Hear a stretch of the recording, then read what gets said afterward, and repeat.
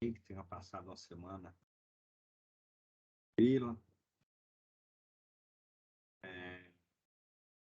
Pessoal, antes de eu começar com o conteúdo aqui, tem alguma coisa específica que vocês gostariam que falasse?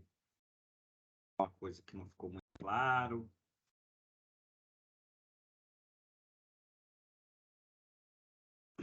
Oi, professor. Boa noite. Pá, Eu, eu vi o feedback que o senhor me deu lá na minha avaliação do roteiro. A minha pergunta é se eu posso incluir ainda ou já era. Tipo, depois que o senhor avaliou e tal, não tem mais como e já finalizou.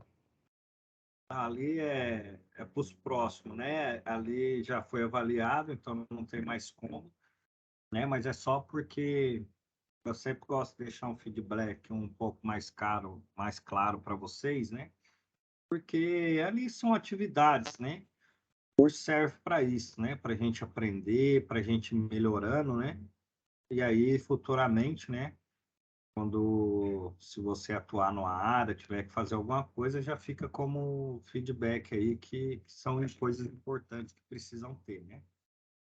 Tá bom, entendi. Até fica até um pouco melhor, mais desenhado, né? Exatamente. Tá joia, beleza. Obrigado, professor. Nada. Só vou compartilhar aqui minha tela com vocês.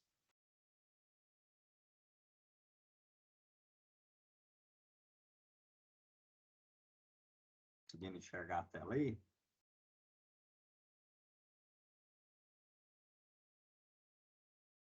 Tá enxergando, pessoal, a tela do AVA? Sim, professor. Ah, beleza, Elias. Tá. Bom, essa UC de logística e distribuição, né? Termina amanhã, então hoje é a última web dela. Quem não entregou ainda a atividade já vai entrar aqui na recuperação. Quem entregar depois desse prazo, então já reduz o ponto, né? Então a última web é hoje. E depois dessa UC, nós vamos passar para a UC de educação ambiental, onde nós teremos somente uma atividade e teremos somente uma web no dia 29. Então, é importante que vocês leiam, é um OC que ela é bem curtinha, só tem 9 dias de duração. Então, vai ter só uma web e também vai ter só uma atividade. E aí a gente vai estar falando aí no dia 29 sobre essa OC aí. Então, voltando para a logística e distribuição, pessoal, na última web nós paramos aqui nessa parte, né? Onde fala dos canais de distribuição, né? Quais são os tipos de canais de distribuição que tem. E aí nós vemos aqui alguns deles, né? Que é o direto, indireta e também a indireta. Qual a diferença de cada um desses, né? De cada um canal de distribuição. A direta é aquele que o fabricante entrega direto para o consumidor final. Então, eu dei exemplo para vocês de algumas lojas de comércio que classificam os fornecedores como sendo fornecedor direto, né? E aí, quando eles classificam o fornecedor como fornecedor direto, é aquele fabricante que entrega diretamente para a empresa. Então, desculpa, para o fabricante, quem é o consumidor final dele? São os varejistas. Então, ele entrega direto no consumidor final, ele não vende direto para as pessoas, né? No varejo, ela vende direto para uma empresa um comércio, um distribuidor. Então, para ele, o consumidor final é esse. E para a empresa, um supermercado, ou seja, uma loja de eletrodoméstico, qualquer coisa que recebe direto do fabricante, então se torna um fornecedor direto. E na indireta, nós temos aqui dois tipos, né, de indireta. Tem o fabricante que entrega para o varejista e o varejista entrega para o consumidor. Então, aqui nós temos exemplos, né, de atacadista que compra para revender. Então, ele monta lá um centro de distribuição dele, compra direto do fabricante e ele passa a ser como se fosse um representante legal daquela máquina em determinada região. Então, normalmente, as lojas não conseguem comprar direto do fabricante, somente através dos representantes ali que são os fabricantes. Na indireta, temos o mesmo cenário: o fabricante que entrega para o varejista, o representante, entrega também para um distribuidor, passa para o varejista para chegar no consumidor final, que são as pessoas. Então, aqui ele passa por várias pessoas antes de chegar no consumidor final. Então, são esses três tipos de canal de distribuição que nós temos na logística. Então, falando dos canais de distribuição, né? A distribuição física de produto constitui o processo de operação de controle que permite transferir os produtos desde o ponto de fabricação até o ponto em que a mercadoria finalmente será entregue ao fornecedor final. Então, na distribuição física, deve-se considerar instalação, estoque, os veículos, os equipamentos, o pessoal, o software e a estrutura de custo. Então, tudo isso aqui é importante quando se vai montar um canal de distribuição, conforme, né, esse canal, conforme o público que quer ser atingido nesse canal, é aonde vai entrando, né, cada tópico desse. Né? Qual a instalação, qual o tamanho, né, da instalação física que você precisa para gerir esse canal de distribuição? Quais os produtos, quais os estoques que você precisa ter para poder fazer esse canal de distribuição? Os veículos, né, que aí entra, pode ser frota própria, pode ser empresa terceirizada. Então, no momento que você está montando um canal de distribuição, tem que ser feito estudos e essas definições, né? Eu vou trabalhar com veículo próprio, vou trabalhar com empresa terceirizada, e aí a empresa vai ver o que é mais viável para ela, na questão de custo, para poder reduzir lá o custo desse produto e conseguir atingir o mercado. E quais são os equipamentos que essa empresa vai trabalhar? Então, depende muito do tipo de produto que a empresa vai trabalhar. Então, tem vários equipamentos que são necessários para gerir esse canal de distribuição.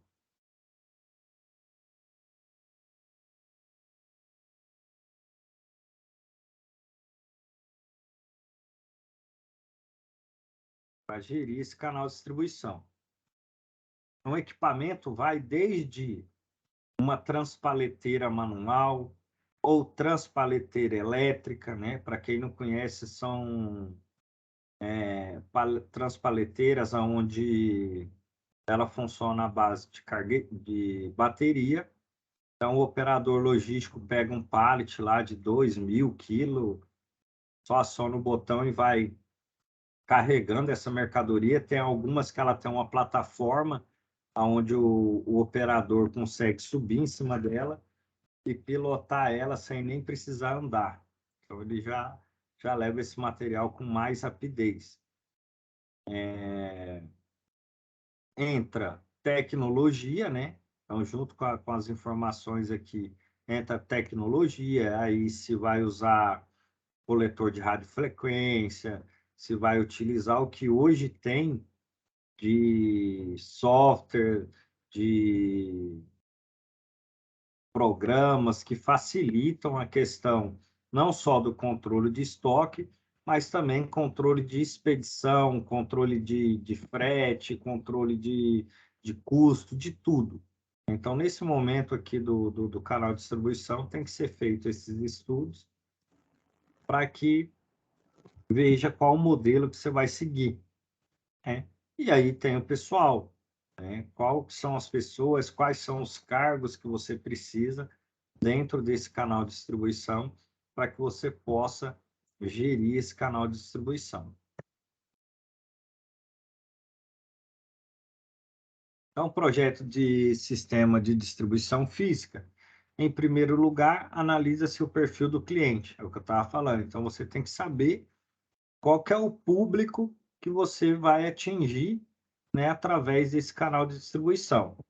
Os transportes adequados para a movimentação do produto, os componentes que devem ser estocados, suas quantidades, controle de inventário, as instalações, né, dimensão do armazém, como serão feitos e monitorados os pedidos. Então, para tudo isso, tem N formas de fazer. Vai depender do grau de investimento, do público que você quer atingir para poder tomar essas decisões, né? Então, os estoques, o recolhimento de embalagens avariados, então tem que se pensar na logística reversa, né? Também no canal de distribuição, que assim como você entrega os produtos, então durante esse trajeto o produto pode sofrer avaria, pode dar problema de defeito, um fabricante, né, fabrica aí um produto e ele chega, algum lote dele pode sair com defeito de fabricação e posteriormente vai ser reclamado pelo seu cliente. Então, ele também tem que ter desenhado como que vai acontecer essa logística reversa, como que vai ser feito a devolução desse produto. Então, se pensa na ida do produto, também se pensa na volta, né, do produto.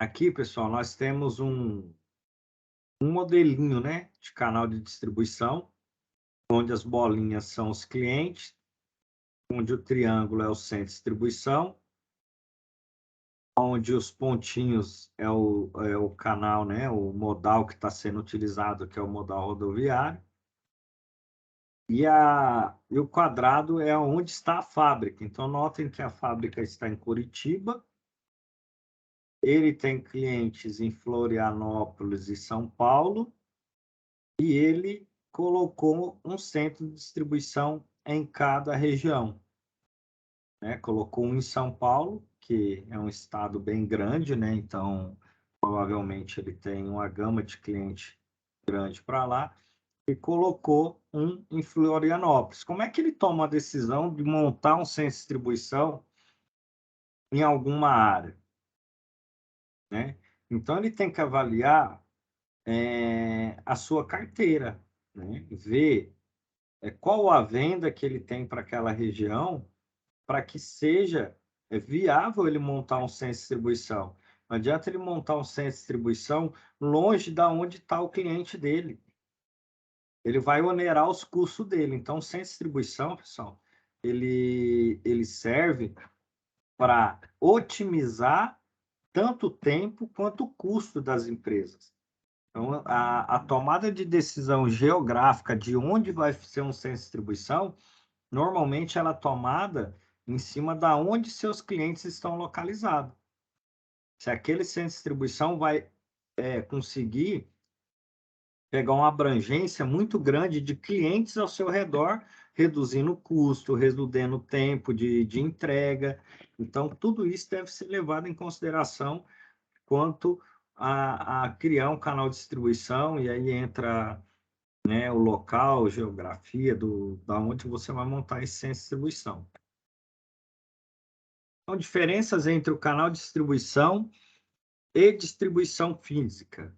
Os canais de distribuição reúnem empresas, equipamentos, pessoas que realizam esforços mercadológicos e logísticos para levar o produto consumidor final, por meio de uma cadeia de abastecimento, que envolve fabricante, ataquedista e varejista.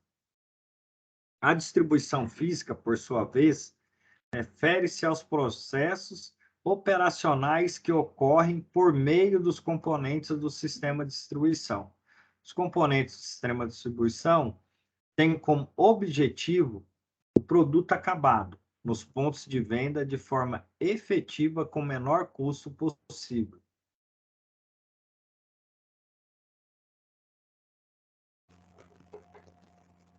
Os componentes do sistema de distribuição têm como objetivo colocar o produto acabado.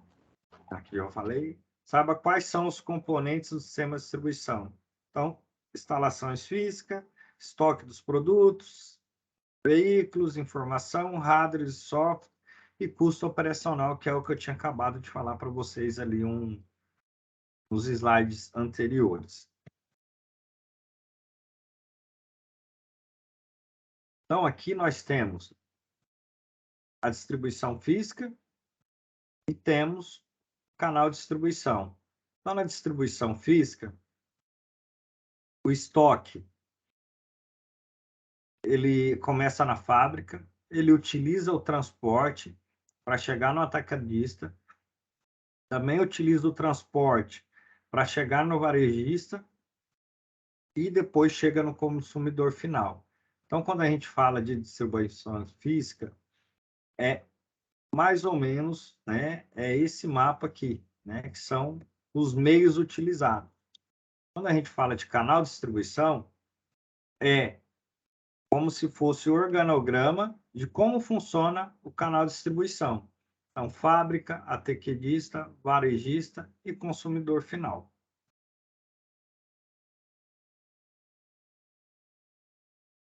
Então, roteirização de veículos, né, que inclusive está na atividade SAP de vocês. Para que serve a roteirização de veículos? O termo roteirização de veículos equivale ao termo inglês routing, que significa o processo para eleição de um ou mais roteiros ou sequência de paradas a serem cumpridos por um veículo de uma frota, tendo o objetivo de visitar um conjunto de pontos geograficamente diversos em locais predeterminados que necessitam de atendimento. Ou seja, a roteirização do veículo é que vai determinar o roteiro e paradas que o veículo vai fazer e atingir os pontos a serem atingidos. Então, pessoal, o que é muito importante na questão da roteirização, né? Então, tem alguns pontos e fatores que precisam ser definidos durante uma roteirização, devem ser observados, né? São eles a decisão, restrição, problemas de roteirização. Então, na decisão, refere-se, né, à alocação de um grupo de clientes a serem visitados. Envolve frota de veículos, motorista, ajudante, entregador, funcionário da central de operações, que obedece a uma programação e a sequência de rota. Restrição são voltadas a limitações da empresa em relação à carga horária, motorista, ajudante, dificuldade de locomoção de trânsito, desvio de engarrafamento, velocidade máxima, circulação em locais proibidos, veículo de maior capacidade de carga proibidos de transitarem em via pública. Quais são os problemas de roteirização? São problemas que ocorrem na prática da distribuição de produtos e serviços. Então, em qualquer um desses fatores aqui, tem que ser levado em consideração, quando você vai trabalhar a roteirização, tudo isso que está sendo falado aqui. Então, vamos dar um exemplo aqui, São Paulo. Não sei se vocês conhecem, né? Mas São Paulo ele tem várias restrições em relação a alguns lugares. Lá tem rodízio de placa, Então, determinado dia da semana só roda a placa tal, no outro dia só roda a placa tal. Tem restrição de vias de acesso, tem muita via que o caminhão não consegue transitar, tem restrição de horário, caminhão só pode transitar naquele local durante um tal período. Então, tudo isso dificulta para quem trabalha na roteirização, porque tem que conhecer, né, os locais onde você vai roteirizar suas entregas. A pessoa que não tem um bom conhecimento e não sabe disso, provavelmente ela vai ter problemas na sua roteirização.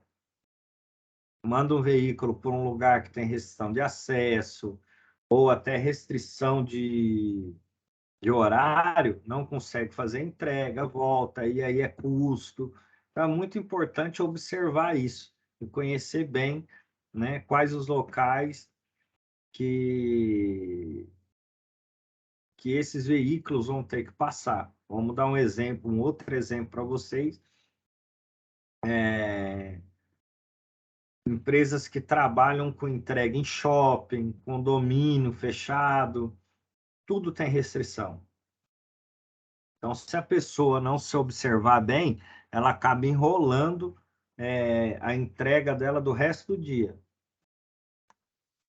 devido à questão de restrição. Então, é importante ela entender para saber que tal cliente só pode entregar a tal horário, tal local o caminhão não consegue transitar em tal horário.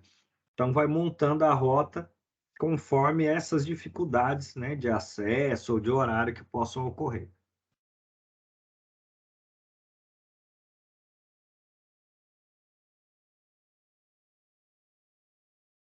Identifica na prática que os problemas de roteirização ocorrem bastante frequência na distribuição de determinados produtos.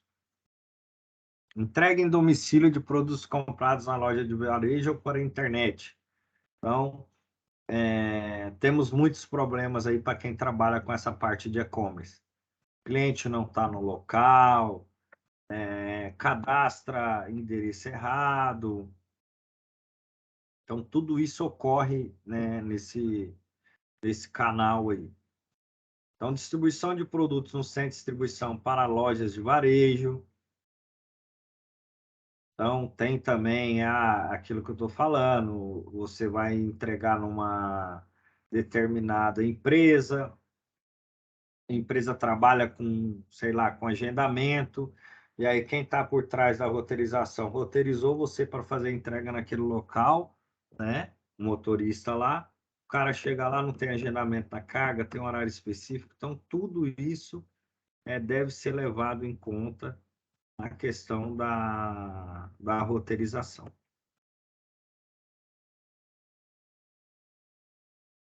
Métodos de construção do roteiro. A seguir, veja 4 dicas para se montar um roteiro. Parte-se de 1 ou 2 pontos e se estabelece o roteiro por meio de acréscimo de pontos adicionais. A maneira mais simples de estabelecer um roteiro é ir conectando cada ponto ao seu vizinho mais próximo. Destine-se ao ponto inicial do roteiro e escolhe o ponto mais próximo entre os 2 pontos. Aqui está ensinando aí, né, uma dica básica de como fazer um roteiro. Né? Hoje é a forma mais simples não, né? A mais acessível através do Google, né? Acho que só que lá tem uma limitação que você pode conseguir fazer até, se eu não me engano, só até 10 pontos. Então, para quem trabalha aí, às vezes, com empresa pequena e tal, que não tem muita complexidade, dá para usar o próprio Google, o Maps, né? Para poder fazer roteirizações, só que ele tem um limite. Porém, as empresas que, né, são maiores, normalmente fazem contratação de software especializado aí em roteirização, aonde ele facilita mais a vida dessas pessoas, permitindo, né, uma melhor roteirização e, consequentemente, acompanhamento aí dos veículos que estão em rota. Mas isso vai de empresa para empresa, né? Qual investimento que ela quer fazer para poder otimizar esse processo. Também tem pessoas e tem empresas que ainda trabalham na questão do mapa. Então, a pessoa conhece muito bem a cidade e ela roteiriza conforme o mapa da cidade.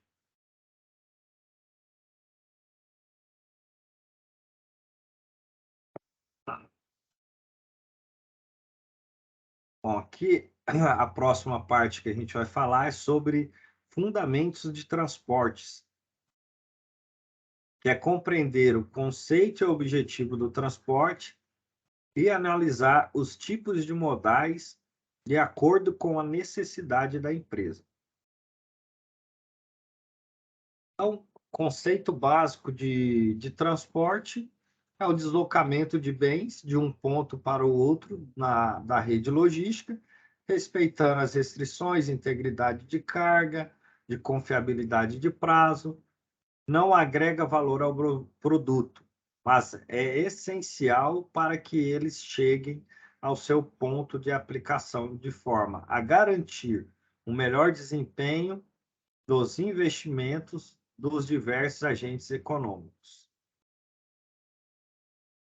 O transporte é geralmente o elemento mais importante nos custos logísticos, sendo fixos e variáveis. Em uma atividade de distribuição, a maioria das empresas, visto dessa forma, é uma atividade bastante crítica para a empresa e muitas vezes pode significar a diferença entre os resultados positivos e negativos. Então, pessoal, por que o transporte é tão importante para a empresa? Né? Porque ele tem custo, né? Sendo fixo, sendo variáveis. E vou dar exemplo para vocês aqui o que é o custo fixo e o custo variável, né? Na questão do transporte. Uma das coisas que são variáveis no transporte, no custo de transporte, é o preço do combustível, né? Que, diga-se de passagem, no nosso país ele varia muito, né? Toda hora o preço tá mudando, isso acaba onerando o custo de transporte. Também tem alguns custos fixos, né? Exemplo, manutenção de veículo, tem algumas coisas que são fixas, né? Que você já pode determinar, revisão, documentos, né, IPVA dos veículos, tem muita coisa aí que pode entrar como custo fixo. Gasto com pneu, né, lubrificante, os caminhão, né, que é a troca de óleo, essas coisas, então tudo isso entra como um custo fixo que a pessoa pode calcular e ter mais ou menos um norte. Precisamente por seu impacto tão significativo no custo, deve existir na empresa um sistema de gestão extremamente rígido voltado à otimização da capacidade de carga do veículo, controle dos custos operacionais, aplicação de manutenção, conforme eu disse, treinamento dos motoristas, maximização dos volumes de carga transportado por mês e otimização de rota. Então, voltamos a falar da rota aqui na questão do transporte, né? Então, sempre traçar uma rota que seja mais rápida, que consiga, né, diminuir o custo aí de combustível, tudo isso gasto durante o percurso. Otimização da carga de produtos no veículo. Então, isso também é muito importante. É lógico que a questão de capacidade de carga, né? É importante se atentar à capacidade do veículo. Então, nessa questão de otimização de carga, pode ter situações que você vai ter produtos muito leves e que vai ocupar praticamente a capacidade do seu veículo. E quando fala-se de capacidade, até a forma com que essa carga é colocada dentro do veículo, ela influencia. Se você vai fazer uma carga paletizada dentro de um caminhão, provavelmente vai caber muito menos do que uma carga batida. Né? Para quem não sabe o que é carga batida, é quando você, vamos dar um exemplo aí, você contrata um veículo para fazer o transporte, e aí vai colocar caixa por caixa dentro do caminhão, até o tampo, se for um caminhão baú. Então, você vai aproveitar a máxima capacidade desse caminhão, desde que ele cheio, com a quantidade de caixas que ele vai conseguir, não ultrapasse o seu peso. E se você for colocar essa carga de forma paletizada, às vezes, de forma paletizada, ele não cabe um terço do que estaria colocando se fosse uma carga batida. Então, tudo isso tem que se levar em consideração, até a forma com que você vai transportar esse produto dentro do caminhão para poder otimizar o custo. Também a otimização de carga, que transportador tenta fazer? Fazer uma roteirização, né, de clientes próximos e aproveitar ao máximo para que esse caminhão, durante o percurso dele, consiga fazer o maior número de entregas possível. Então, característica de transporte. Identificam as principais características que afetam o custo do transporte. Então, distância, volume da carga, densidade, como eu estava falando, né? Facilidade de acondicionamento, manuseio de produto, responsabilidade, mercado. Então, nessa questão de custo aqui de transporte, pessoal, também é muito levado em consideração a questão do valor do produto em si. Então, se um produto ele tem um valor agregado muito alto, né? Exemplo aí, medicamentos, né? Então, ela eleva o custo, porque medicamento, primeiro que é muito vulnerável, né, a roubo, então é uma carga muito visada. Então, para que se transporte um medicamento, eletrodoméstico, tem que levar em consideração esse valor da carga, e normalmente esse tipo de carga ela é escoltada, né? Então você já tem que contratar uma empresa de serviço de segurança para escoltar a carga, tudo. Então tudo isso onera, né? Seguro da carga mais alto. Então tudo isso vai onerando a carga, o veículo, normalmente é veículo que tem bloqueio, né? Rastreador com bloqueio, tudo isso vai onerando esse custo.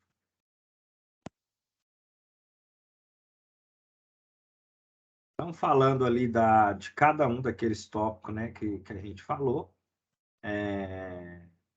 volume de carga, essa característica se refere ao segundo fator que mais interfere no custo de transporte, como em muitas outras atividades logísticas, econômicas,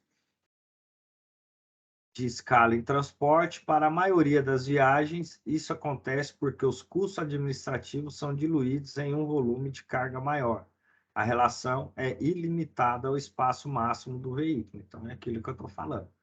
Né? Então, quanto mais você consegue colocar, menor fica o custo, porque você consegue fazer mais volume com menos.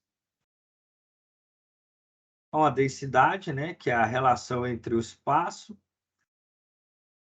o peso e o espaço. Então, novamente, aquilo que eu falei, você vai ter produto que, às vezes, o peso dele não vai dar a capacidade do caminhão. Você poderia carregar muito mais, só que não consegue carregar devido ao volume desse produto.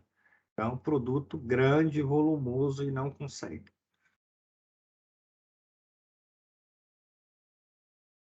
Então, facilidade de acondicionamento, né? É influenciada pela quantidade de unidades de carga, às vezes pode ser acondicionada mais satisfatórias realmente grandes quantidades de uma carga do que quantidades menores.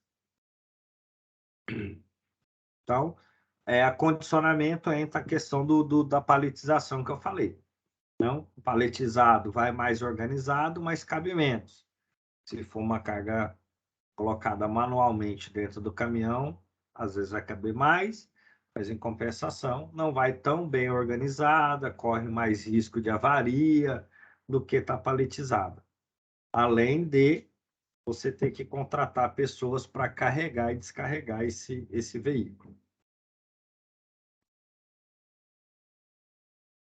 Então, também entra a questão da facilidade do manuseio, né? Também é outro tópico aí da questão do transporte. Então, também tem carga que exige equipamento especial de manuseio para descarregar ou carregar essa mercadoria. Né? Aqui eles falam aqui de caminhões, carretas, navio. E aí eu vou dar um exemplo, né, para vocês. Para quem já trabalha na parte logística e já viu essas empilhadeiras, né, que são entregues nas empresas, empilhadeira a gás, empilhadeira elétrica. Para quem já recebeu, trabalhou na parte de recebimento, já recebeu alguma dessas cargas, pessoal, sabe que para poder tirar um equipamento desse de cima de um caminhão que vem transportando o frete, é necessário locar um muque, porque não consegue descarregar de outra forma. Então, isso eleva o custo também. Então, normalmente na negociação, quando você compra esse equipamento, você já tem que estar lá no contrato se a empresa que está te vendendo, ela vai mandar um caminhão MUC para descarregar, ou se você que está comprando, ela só vai levar na sua porta, quando chegar você faz a contratação de um caminhão MUC para poder descarregar esse material. Então, entra também essa questão da facilidade de manuseio. E a responsabilidade, que é a questão que eu falei dos riscos, né, de furto, produto que às vezes são frágeis demais, muito risco de sofrer avaria, né? Então tá aqui, ó, risco de roubo, risco de avaria, um produto muito frágil.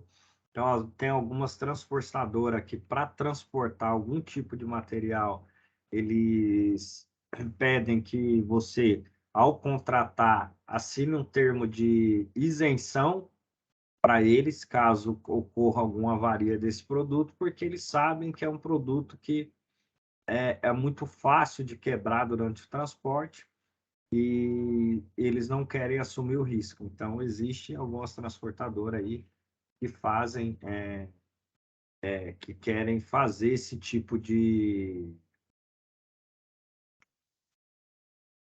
exigência para transportar o seu produto, tá? E eu posso dizer para vocês que acontece, porque recentemente eu tive um caso desse na empresa que eu trabalho.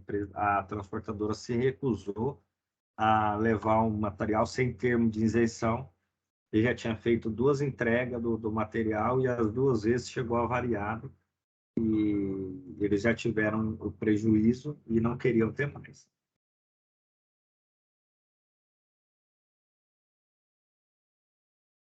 Então, aqui, para a gente finalizar, vamos falar do sistema, né, os modais de transporte que nós temos, né, que é o aeroviário, o ferroviário, o dutoviário, o aquaviário e o rodoviário. Então, o aeroviário é o avião, ferroviário não, são os trens, o dutoviário são dutos, né, que transportam, e aí, normalmente, duto viário, aí entra a questão de petróleo, gás, né, todos são transportados aí através de dutos, né, subterrâneos, onde consegue fazer a distribuição desses produtos, né. Então, aquaviário, né, que pode ser hidroviário ou marítimo, né, hidroviário rios e marítimo através do mar, e o mais utilizado no Brasil, que é o rodoviário. Então, todos esses modais, pessoais, tem suas vantagens e suas desvantagens.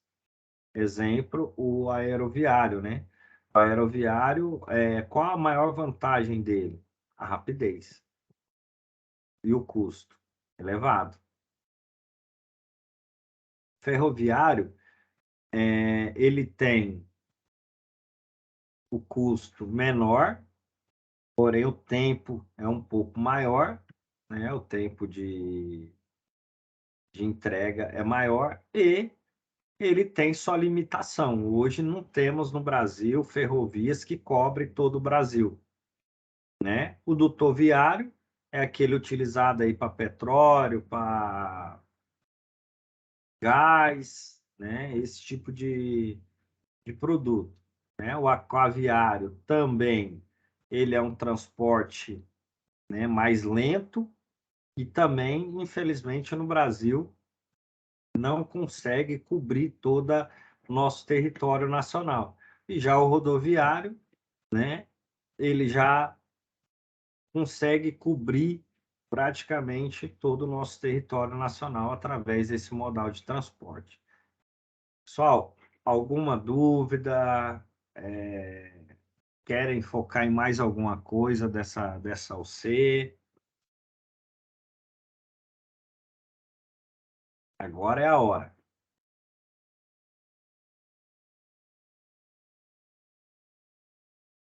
Professor, Oi, e como o senhor voltar lá no slide 5, por favor?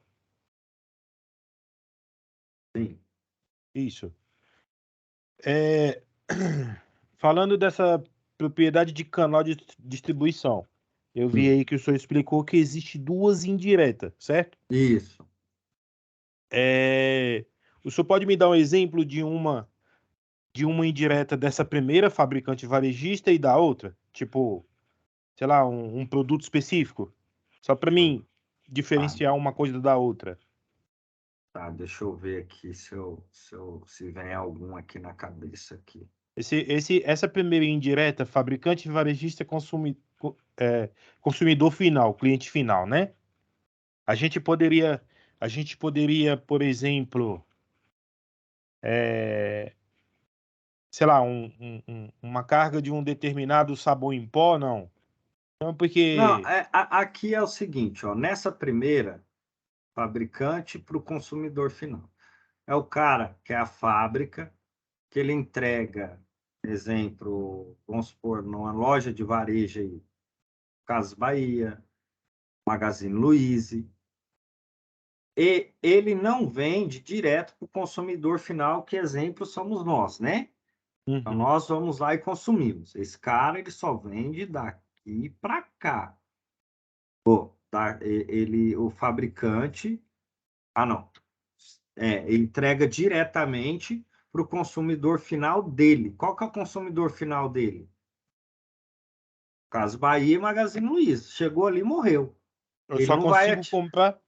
Eu consumo. Desculpa te interromper, professor. Aham. Eu, consumidor, Só vai comprar nas eu só vou, lojas. não consigo comprar direto dele. Ele não me vende para Não, não, a vende pessoa direto. física, vamos dizer assim. Exatamente. Aqui, nessa parte aqui, nesse indireto, é o fabricante que ele entrega para um varejista, que entrega para o consumidor. E esse varejista, ele não é o consumidor final do fabricante.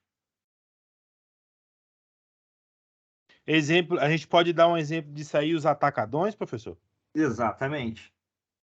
O atacadão, né? Que vende tipo Uhum. atacado, Qual, varejo e tal. qual que é o consumidor final aqui? Os clientes. Só que o fabricante entrega para o varejista e o consumidor final acaba sendo do varejista. Uhum. Né? Aqui, neste aqui, nós temos fabricantes que trabalham com representantes que representam as marcas, que compram, manda para um atacadista distribuidor, aí vem o varejista, compra dele e o consumidor final compra do varejista. Exemplo, o consumidor não consegue comprar direto desse atacadista. Por quê? Ele só vende para varejista. Ele não consegue comprar do representante, porque o representante só vende para o atacadista. Ele não consegue comprar da fábrica, porque a fábrica trabalha com representante. Entendi. Então tem todo um organograma para compra, né? Exatamente. Então, assim, tem Um depende de canais outro. que são bem mais abertos, mas tem canal que é totalmente fechado. Não consegue, você não compra. Ah, não, Entendi. eu pego o contato fabricante e ligo para ele, ele não vai te vender. Ele fala, ó, procura meu representante em tal local, tal região. A partir dele, aí a distribuição acontece. Entendi. Entendeu? Entendi. A gente vê isso, às vezes, esses representantes comerciais aí de grandes supermercados, JBS, não sei o quê e Também. tal, eles passam oferecendo para o comerciante não tem contato com a indústria, com a fábrica, Uhum. sem, a não ser por ele, né? Por intermédio dele. Exatamente. Ah, Exatamente. beleza, valeu, professor, obrigado. De nada. Pessoal, boa noite. Qualquer dúvida que ainda tenha ficado, pode me procurar lá pelo AVA. Caroline, levantou a mão?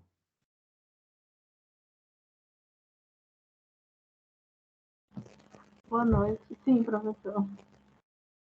Eu cheguei um pouco atrasada na aula. Eu Falar. queria saber. Tá me ouvindo? Você pode falar. Eu cheguei um pouco atrasada na aula e eu queria tirar uma dúvida se o senhor explicou mais ou menos como é essa atividade, porque eu achei ela bem desafiadora, viu? Eu já quebrei a cabeça para fazer essa atividade. Qual que é a sua dúvida? Tudo de como que eu começo. Então, eu comecei pelo Google, né? Vendo a distância entre as cidades, né? E eu vi que tem umas que são bem distantes mesmo uma da outra. E assim, eu estou completamente perdida. Eu procurei até algum conteúdo no YouTube também, só que eles ensinam a usar aplicativo para fazer essa roteirização e tudo. Mas eu realmente estou sem o norte de como fazer essa atividade, professor. Eu já li o conteúdo todo da matéria, assim, mas eu não consegui desenvolver. Bom, eu tenho uma outra web agora, 8 horas, Carolina. A gente pode fazer o seguinte: você pode me chamar no AVA se você tiver uma agenda para amanhã. Eu posso marcar um horário contigo para a gente poder aprofundar um pouco mais. Tá bom, Pode ser? combinado. Sim, claro. Me manda no AVA. Bom, eu estou a viagem pela empresa e estou em Minas Gerais hoje, Contagem. Então, eu devo ficar na loja aqui amanhã até umas 5 horas por aí. Pode ser às 18? Sim. Você consegue esse horário? Sim. Então, tá bom. Eu vou mandar lá no. Você só me manda no AVA para me lembrar. E amanhã às 18 horas a gente entra e aí eu tento te explicar. Só se tiver mais alguém também que tem Tá alguma bom, dúvida, obrigada. quiser entrar amanhã 8 horas, manda no AVA, eu mando o mesmo link que eu vou mandar para a Caroline e a gente troca uma ideia em relação a essa atividade. Pode ser? Sim, obrigada, professor. De nada. Boa Se noite. tiver mais alguém aí, é só mandar no AVA lá, pessoal. Professor, quero tirar essa dúvida também. Amanhã às 18 horas eu mando o link para vocês, tá bom? Beleza, Então, professor. no Boa mais, noite. boa noite, bom descanso para vocês aí. Contem comigo aí nas dúvidas. Valeu, tchau, tchau. Boa noite a todos. Falou.